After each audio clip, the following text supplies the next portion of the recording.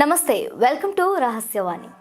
నుదుటిన బొట్టు పెట్టుకోవడానికి కొంతమంది హిందువులు సిగ్గుపడుతూ ఉంటారు. హిందూ ధర్మంలో తిలకధారణకు అత్యంత ప్రాముఖ్యత ఉంది. బ్రుకుటికి మధ్యలో ధరించే ఈ కుంకుమ వల్ల కొన్ని నాడులు ఉత్తేజితం అవుతాయని శాస్త్ర పరిశోధనలో తేలింది. అలాగే ఎదుటివారు మన ముఖము చూడగానే కనిపించే ఈ బొట్టు వల్ల దృష్టి దోషం కూడా ఉండదని చెబుతారు. నుదుటి యందు సూర్యకిరణాలు సోకరాదు. ఇది ఆరోగ్య సూత్రం.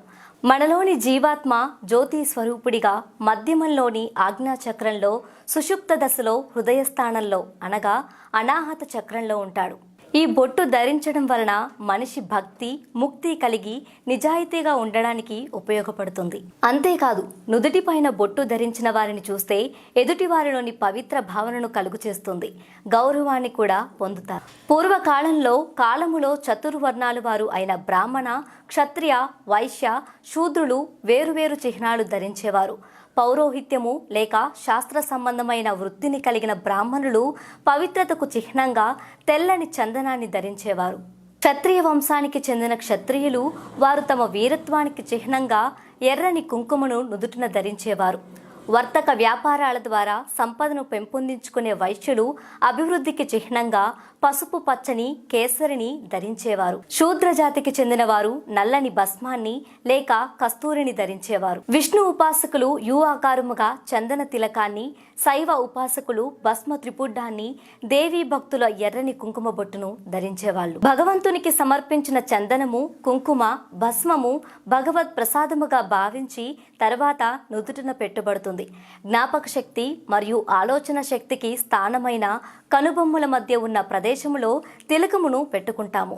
యోగ పరిభాషలో ఈ నుదుటి ప్రదేశాన్ని ఆజ్ఞాచక్రముగా పిలువబడుతుంది. బొట్టు పెట్టుకున్న ప్రతి వ్యక్తి భావన విమలంగా, నిర్మలంగా ఉంటుంది. ప్రతి మనిషిలోనూ దైవాన్ని చూస్తూ మానవ సేవయే మాధవ సేవ అన్న భావనతో వ్యవహరిస్తారు. ఈ భక్తి భావన అన్ని కార్యకలాపాలలోనూ వ్యాపించుగాక, నేను అన్ని వ్యవహారాలలో ధర్మబద్ధముగా ఉందునుగాక అనే సంకల్పంచే బొట్టు పెట్టుకోబడుతుంది. మనము ఈ వాస్తాలను తాత్కాలికంగా మర్చిపోతున్నాం. కానీ ఇతరులు నిదుటిపై ఉన్న బొట్టును చూడగానే మనకు వెంటనే మన భావం గుర్తుకొస్తుంది.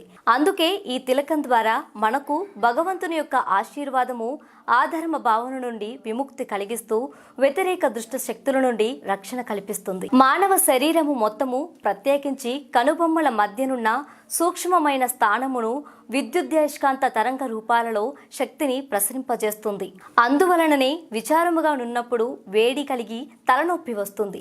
తిలకము లేక బొట్టు మన నుదుటిని చల్లబరిచి వేడి నుండి రక్షణనిస్తుంది. శక్తిని కోల్పోకుండా మనల్ని కాపాడుతుంది.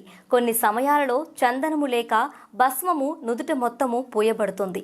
బొట్టుకు బదులుగా వాడే ప్లాస్టిక్ బిందులు అలంకారప్రాయమే కానీ నిజానికి అవి ప్రయోజనాన్ని కలిగించవు సరికదా, చర్మహాని కలిగిస్తాయి.